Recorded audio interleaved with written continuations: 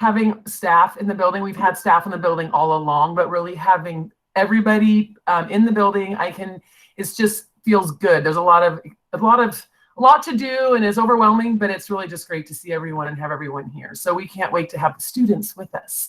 Ms. Plove, thumbs up. Do you see the presentation? All right. Okay. So let's see. People are joining here, so I'm kind of multitasking. All right. So today we are going to talk about the hybrid information. I asked Mrs. Wold was one on the orientation team, and so I asked her to join us to kind of go over what that's going to look like next week. They've worked hard to make that a really fun week coming back for our K-5 kids. Going to go over a bit about the hybrid weekly schedule, and Ms. Plove was a huge help in making that, so I may have to have you help me out there, Helen, if we need it. There's a couple of documents. We've kind of been joking a little bit about the flow charts. We have so many flow charts talking about what to do with this, what to do with that, what to do with this.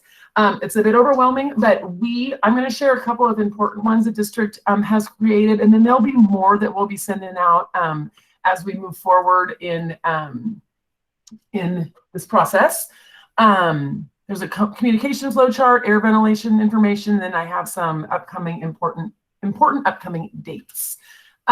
So moving forward, our hybrid information. So we have a total of 106 students coming back in hybrid. We have two cohorts. Cohort A is about 55 students. Cohort B is 51 students. And I meant to adjust this before the meeting and I forgot, but we just had our blueprint team meeting, and within our building we have 3 grade bands, and so our K2, I need to change the wording because it makes it confusing. So per our guidance, we can have up to 100 students in a cohort, which includes our staff. So we're well under that. So our building grade bands will have lunch and recess together. So our K2 students, either 17 students on Tuesday, Thursday, or 19 students on, sorry, I'm admitting people, Wednesday, Friday, we'll do lunch and recess together. So that's kind of a great way for kids to be interacting with their peers and seeing people they've been missing. So those are our grade band numbers for Scotts Mills for hybrid instruction for K-8. So hybrid orientation, we have our K-5 orientation starting next week. We, at a JAG flag, it feels like forever ago, in the beginning of February, we had a fun thing where Mr. Goff dressed up as Cupid and shot an arrow and it hit me, and all the school won a hot chocolate drive-through. So that will be on Monday, this coming Monday from 4 to 6. We'll have staff there handing out hot chocolate. For those of you who went to the community Christmas drive-through, something like that, we'll all be masked up, wearing gloves, following all the protocols, safety protocols, asking families to drive through and pick up a hot chocolate, kind of a fun way to kick off the week. Next Monday, we'll do our JAG flag at 8:30. We have class meetings. I'll let Mrs. Wool talk a little bit about the video that we're hoping to get finished and ready for that. And then Tuesday and Thursday, cohort A will come in from 8:30 to 11:30. Cohort B, Wednesday, Friday, also from 8:30 to 11:30. Doing half days for those students to really focus on the new policies, protocols, safety guidelines that we have in place to bring kids back in person. So wanting to help get kids ready and transition into the building. And then the cohort that's not in person will have at-home learning activities, and that's kind of getting them ready for the hybrid instruction starting the following week. Mrs. Wool, do you have anything that I missed, or do you want to talk a little bit more about what orientation team, and Mrs. Andrus, I think, is on that team as well, correct? So you guys want to share anything about that? No, I think we're really excited. I think the hot cocoa drive-through is going to be a great kickoff for the week. But yeah, so we're working on an orientation video. We have some middle school students who volunteered to help us with that, but they're basically making a video about just introducing some of the safety protocols to the kids and what it's going to look like when they come to the building. And so they'll be demonstrating those things, and then we'll put everything all together and make it kind of a quick and fun video for the teachers to present to their classes next week. And then yeah, so I think it'll be a really good opportunity, especially for our middle school or 7th and 8th graders who necessarily haven't got to have as many leadership opportunities as they normally do to have some leadership in this video. So it should be interesting and very fun. And I know they've done a lot of kind of fun, creative things to welcome the students that will feel exciting. So we're like the new year to start up in September, but it's March. Anything else, Danielle, or you want to share? No? Awesome. All right. Moving on. Oops, excuse me, I didn't change the top there. 6th through 8th grade orientation, those are the dates for that, March 15th through 19th. They'll kind of it'll be the same thing, except for the 6th through 8th grade kids will be going full days on for their orientation days. And that way we can also use the transportation that's provided for our K-5 who's already in hybrid.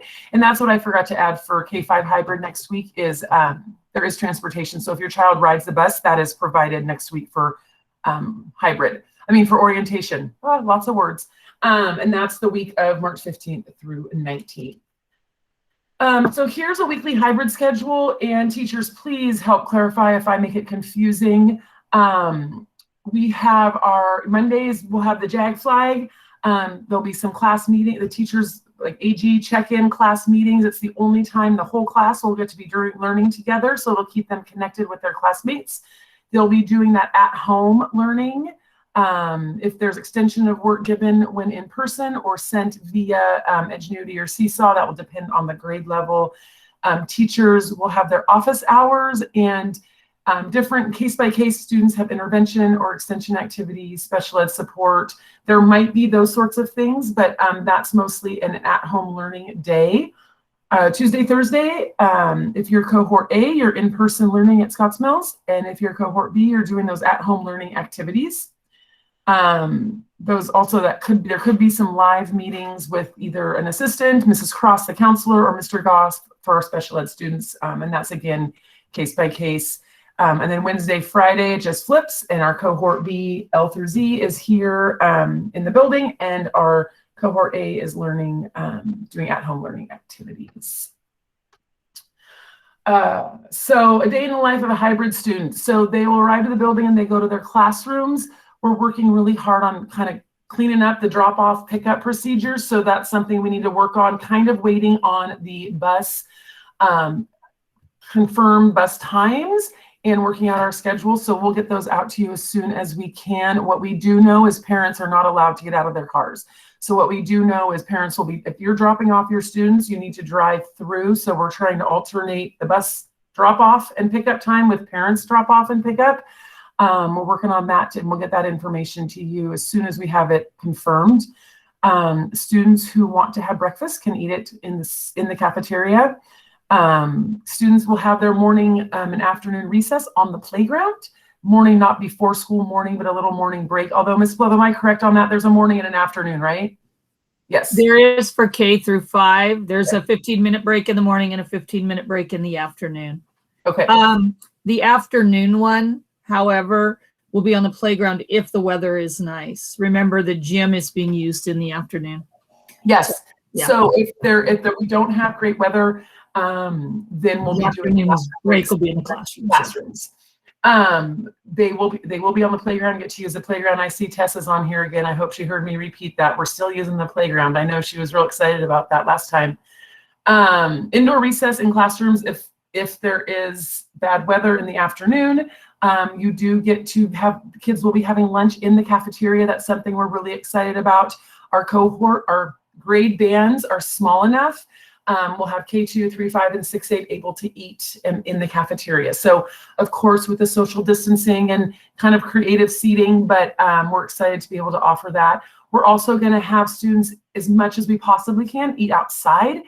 We have some different areas we can do that. And so we are, with the weather, but we are in Oregon and it is spring. And so we know that won't be an everyday thing, but we definitely will encourage that when it can happen.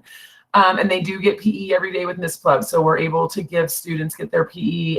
So that's really exciting that we still get to continue that. And that will be great for kids to get the wiggles out. So I wanted to share a picture of a classroom. Mrs. Steer's classroom is close to ready. She said she wasn't all the way ready, but she was close. And so I shared Karen's classroom. I know a lot of parents want to see their kids' classroom, and at least I know for me, when I started picturing this, I was picturing a hospital room, very sterile. And as you can see, it's not. It looks like a classroom, just less desks. So our teachers have all done a great job of getting their classrooms ready and making them feel comfortable and warm and inviting to the students. I also have Mrs. Wold's room all set up with those cans, hand sanitizer on all those tables. She is ready to go too. Again, it doesn't feel, it feels like a classroom. So that's really exciting. And we're just waiting some students sitting in those seats. So I have some of the documents and I'm going to show them. It's kind of hard to see. And so I will show them and do my best. But also, when I send this out, you can access these links as well. This is the can my child go to school today? And it's not pulling up. Okie dokie. Well, let me go here. Let me see. Hold your control button and then click the link. Oh, Danielle, thank you. It just is flashing up a red. Oh, there we go. Look at that. I was being impatient. Imagine that. So this is, I'm going to pull this over to this side. Can my child go? Oh, goodness. So this is sort of one of those flow charts we're talking about. AJ, you'll have to switch what you're presenting. Oh, man. On your slideshow. This might be too much for me. Okay, well, this could be a challenge, you guys. Let me see. So I'm going to stop sharing. Did you send out this document? Because I could access it and share it for you. You know what, Danielle, that's an amazing idea. Let me send them to you really quick. If there's any questions, we can start going. Danielle, I'll send them to you. This can make this process a whole lot easier for everybody. 1 second here. Let me see here.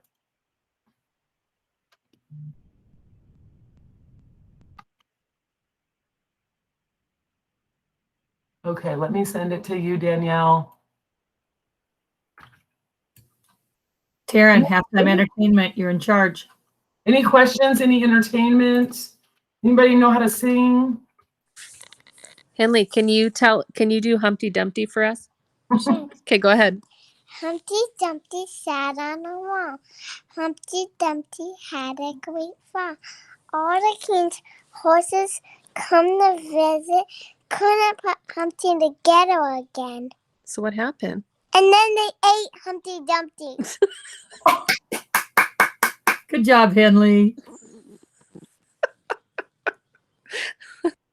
Awesome. Thank you, Henley. Let's see here. I got one more here, two more here, Danielle. Sorry, guys. It's all right. That was great halftime That was- entertainment. that was good. Danielle Anybody has else? one displaying. Anybody So- else? KJ, I think this is the first one, right? Yeah, let me send you. I got two more coming here before I get on, and then I will. Great. Now I remembered to record this one. This is the one I having technical difficulties.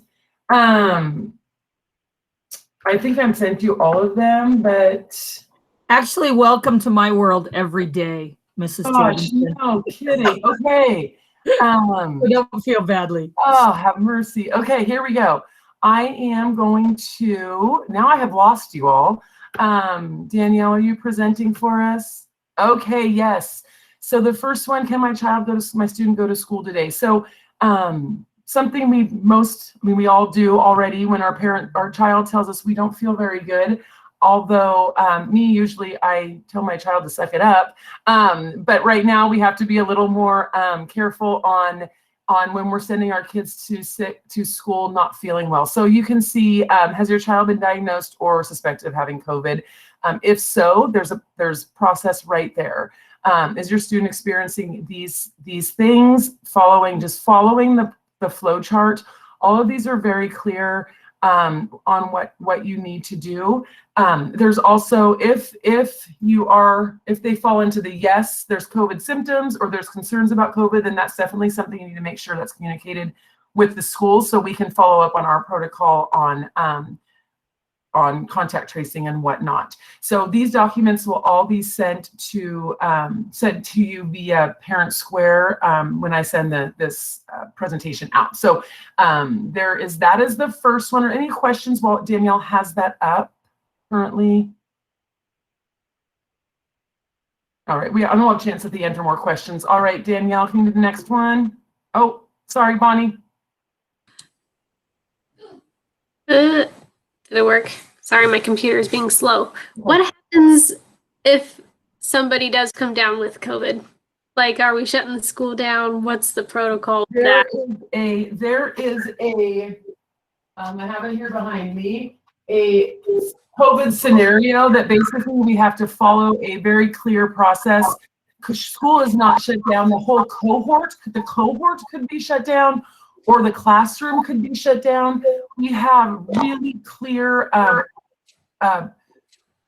login, like students taking, like who's in which room. So if a student goes to a room, let's say Taryn has 8th graders in her room and the 7th graders, they're all signing into the rooms they go into.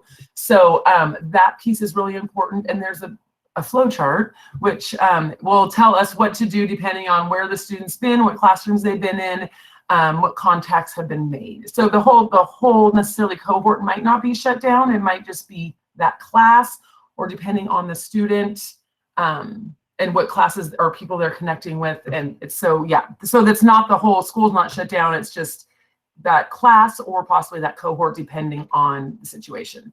But it's really, there's a document called the COVID scenario kit, and it's basically, we put all this information in, it tells us what we need to do.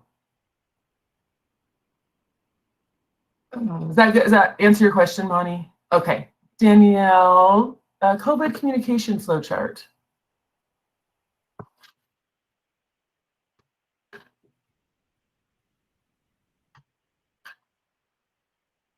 All right, so this is kind of what I was talking about a little bit before about, can my child go to school? And if there is someone with COVID, then this is a communication. We would call the nurses. There's an investigation piece. Oh, here it is. It's the planning for COVID-19 scenario in schools guidance. And it's very like step-by-step what we need to do. The nurses are a huge part of this process. It's not the classroom teacher that's like, oh, I think we need to do this. Like there's a whole, or me, there's a whole process, including the school nurses and working with Marion County Health. And then depending on if it's a staff member or if it's a student, and then what that kind of looks like. As you can, so my little thing pops up, I can't read it. And then what we need to do, so what our role is. So, you know, if I would need to contact all the staff members, if they've been identified as potentially exposed. Obviously in a school like Scotts Mills, we're small enough that we all are connected to the students in some way. So there's communication by me. The nursing has also does some follow-up calls and guidance with staff members and students who have been exposed, and then notifications sent out to the school, to the parents and students of the parents and families of Scotts Mills School students. Any questions on this one? Like I said, we will be sending these out to you and via Parent Square, and if you have more questions, please let us know. The ventilation flow chart, this was one that to share. So this one's a little, you can't see too well. This one kind of just talks about the air quality and the ventilation. Thank you, Danielle.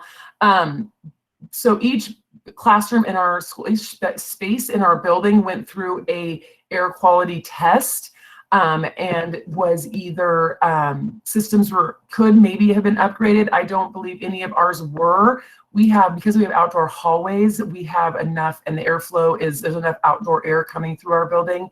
We do have various spaces, the office, my office, the workroom, different spaces that do have air filters, because the airflow is not as, there's not as much airflow, but the classrooms all met the regulations to not, to have sufficient airflow through the building with outdoor air. The windows will be open and our doors, we're lucky, for the first time in winter, we're lucky that we have outdoor hallways, because that helps with the airflow. So that's a bonus to those hallways. Any questions about the ventilation flow chart? Wonderful, thank you. And then the cleaning products and protocol, there was a question at the last meeting, and then after the last meeting, you know, the ice storm came and things just didn't happen for a while as we expected again. And so I wanted to share this one because I said I would send it out after. This is the guidance for disinfecting and the procedures, and it shares here the highlighted the different disinfectants that are used and what's used for for staff with PPE. Students are not to be using to disinfect their personal spaces, the Oxiver wipes. We do have some, there is the wipes that are the hydrogen peroxide ones. I'm not sure that are also supposed to be a little bit healthier, but the goal is that students are not, sorry, I'm distracted by Tanner jumping. I'm excited to see someone. For student use. So there's different things that staff can use with PPE, and then other stuff is district. There are different sprays and such that we will use that will be used in the evening to clean stuff like recess equipment. Helen, do you want to talk a little bit about the PE with PE equipment, what we're using, the sprayer, like it's a mister kind of thing, isn't it? That mists all of the PE equipment. Yes. And then it's allowed to dry, and then it's supposed to be sanitary after that, or sanitary. It's like 1 minute or 3 minutes. I mean, so they're all really quick sanitation timing to get things sanitized. So this is the stuff that will be used for cleaning, and the schedule of cleaning, the rotation, when things will be cleaned, how often they'll be cleaned. So that is, and this is really the minimal. I'm sure there'll be more done. I know for me, like if someone's in my office and they're holding on to the handle, I go and wipe it down when they leave, things like that. So I think that, there'll be more of that's gone. And we're also, it talks here about shared devices and stuff like that. We're really not sharing those things. People are using their own, teachers have their own, students will have their own. So that helps in the sharing of germs. Any questions about that?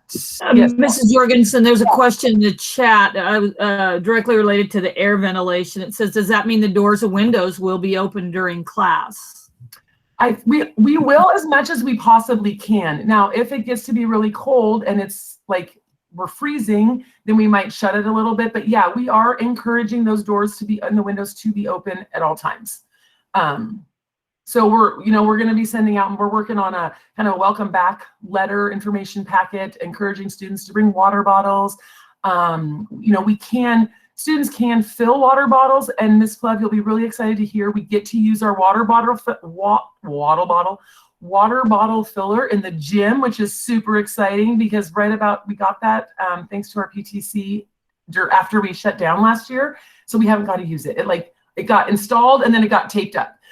So we're super excited that we can't use the drinking part, but we can fill water bottles.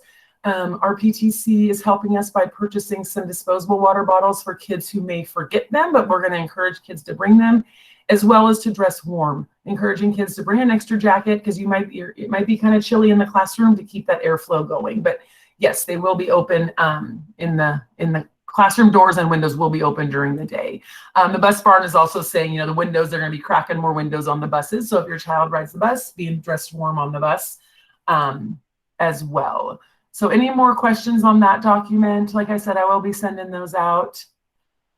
All right, now I'm going to go and present again. Thank you, Mrs. Andrus. I always appreciate your technical support. I do try. So here's some reminders, safety information. I covered this last time. Masks are required, all staff and students. Cloth face coverings are required. Mrs. Sloan just got a really great thing from our nurses that she's working on creating a document to be sending home that kind of has what masks should look like, make sure they fit, those sort of things. The question of gaiters has come up. Gaiters are allowed, but either need to be double folded or doubled up. So students either need to be wearing 2 of them or kind of double them up around the nose and mouth because they are usually thinner. Face shields are not allowed for staff or students. Social distancing, we got some really great stickers to be putting on the floor. Mrs. Sloan got them today. They're really great. And so we're going to be putting those in the hallway to kind of help. We've already got arrows for hallway traffic. Playground, playing socially distancing at the playground is going to be hard. We do know that, but we're going to do our best to provide some activities and different things where they can, where students will still feel like it's a normal fun recess. We'll be doing a lot of hand washing, and we've got hand sanitation stations set up, and not all of them are set up yet, but we will have them in all the classrooms and common spaces. Essential visitors can be on campus. We cannot have volunteers in the building. We talked a little bit about the airflow and ventilation already. We have the small and stable cohorts, and I shared those cleaning disinfectant procedures. And I already talked a little bit about the drop off and pick up and parents remaining in their vehicles. And like I said, we'll get those details out as far as timing and such as soon as we can. I've got upcoming events here. So we have orientation week K5 next week. We have our hot chocolate drive-through on Monday, town halls on Tuesdays for every week until we feel like we're in a groove. 6th through 8th grade limited in-person instruction ends next Friday. Then we, oh, you guys, I'm sorry. I did a lot of copy and pasting. K6-8 hybrid begins on March 15th, or that week of March 15th through 19th. Spring break, and then 6 through 8 hybrid begins right there after spring break. I know last time we had this, we were excited about Read Across America week, and then just due to the change of timing with the ice storm and such, Mrs. Garrett has switched that to April. So more information will be coming out about that, but we're still going to do something fun for Read Across America week with Mrs. Garrett. All right, time for questions. Miss Plove. Yeah, I have a quick clarification on that hot chocolate drive-through. Is that K through 5 or K through 8? That's K8. And I actually just sent an email. I'm going to send an email to K5 families tomorrow with like a reminder of the schedule for next week and stuff. And I was thinking we need to send one to 6-8, just talking about the drive-through and such too. So thanks for clarifying. Yeah, that's K12. It's K12. It's K8.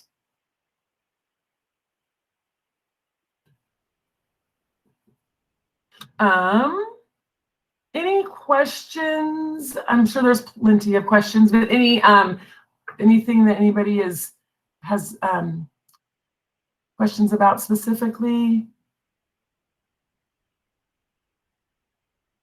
No, I love Brianna is knitting. That's wonderful. Looks very peaceful. Yes, go ahead. Tessa's mom. So what if you have a child that struggles with buckling their seatbelt or entering and exiting the vehicle? Is there going to be a protocol for that? You mean like when when you want to drop her off? Yes, or pick her so up. we're gonna have so what our goal is, our plan, and I don't know if I said this before, but we really want to make this as smooth and painless as possible, and that's our goal. But I'm not making any promises, at least the first couple of weeks. But the buses would do their drop off, and then parents would, we kind of set the time, like buses are coming, and then if you're dropping your child off, come after this time. We have to work that out, but we'll have staff that are there available to help. If you need to stop your car and get out of the car and help her get out, to get her out of the car, that I don't see a problem with. It's like we can't have parents walking into the building to drop their child off, if that makes sense.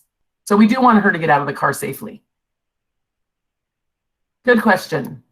Anybody else?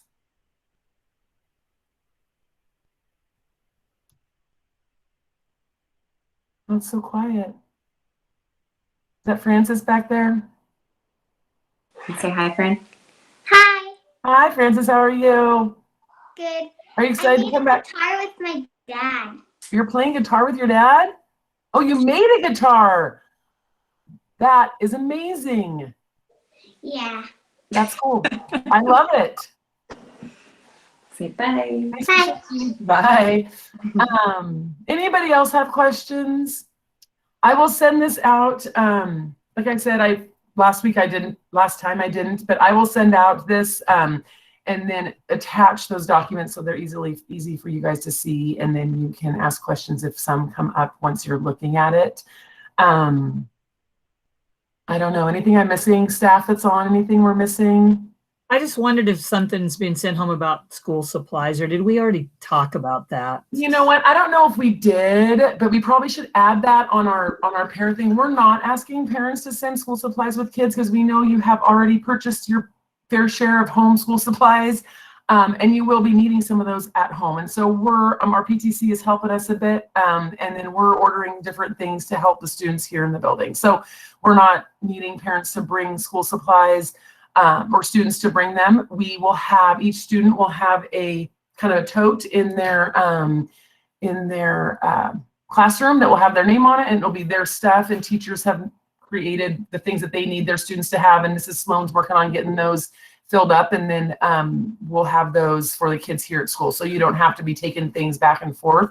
We will have kids bringing their iPads or Chromebooks back and forth, and that is something that makes us concerned because I know how many times I've dropped an iPad or a Chromebook myself. We did talk to technology department about getting cases and such for that, but then they don't always work like they need to. And so we are just gonna do a lot of reminding to be careful and safe, and don't throw your backpack in the back door when you get home, when your iPad's back there and things like that.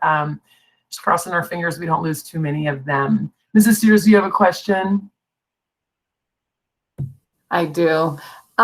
Did we ever find out if we can use the hallway hooks for backpacks?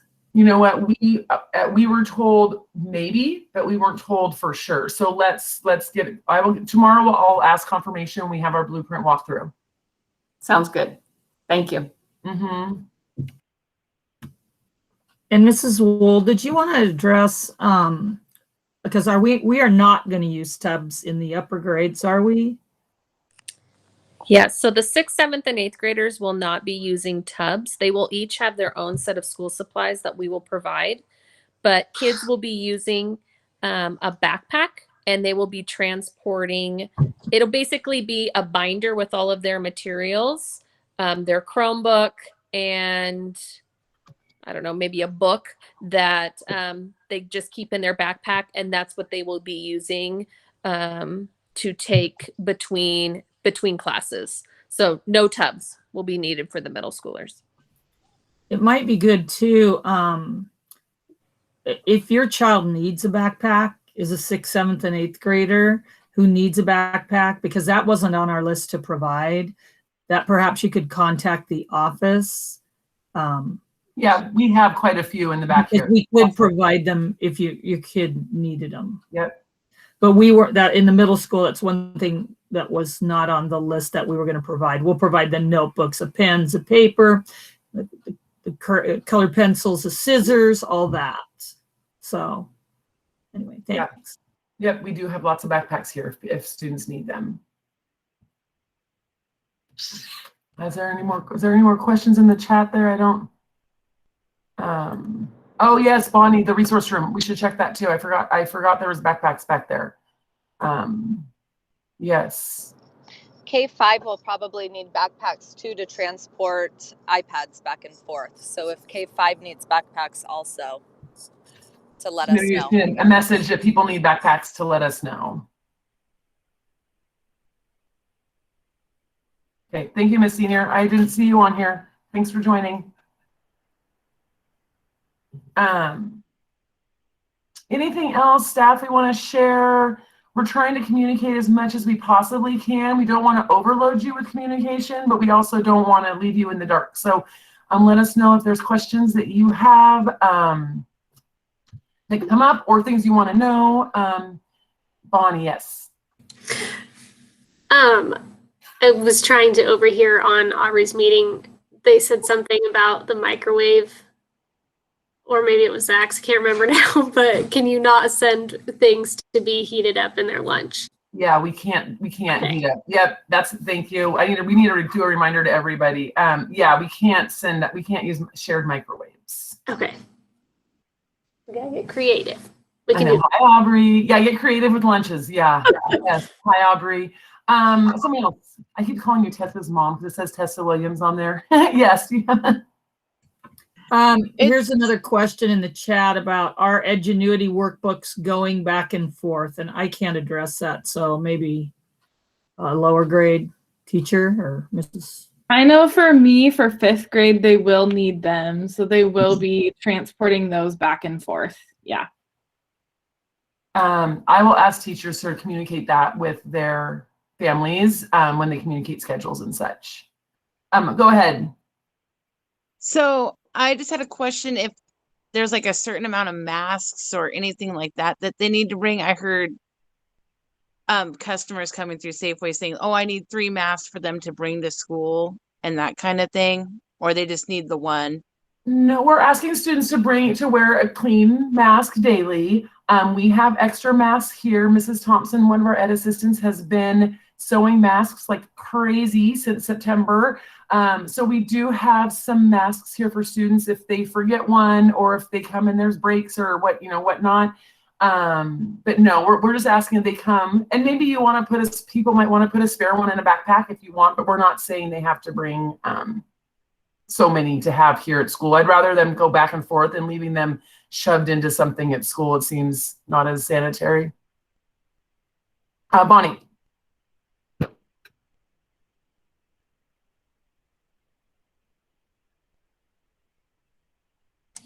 I forgot to unraise my hand. Sorry. Oh, gotcha. Another question for me. I was ready. Any other questions? All right. Well, we will have another opportunity next Tuesday, same time, same Google Meets code. And I appreciate you guys taking the time to join us. And please do, if you have questions, ask your child's teacher. We do say, I don't know a whole heck of a lot around here right now.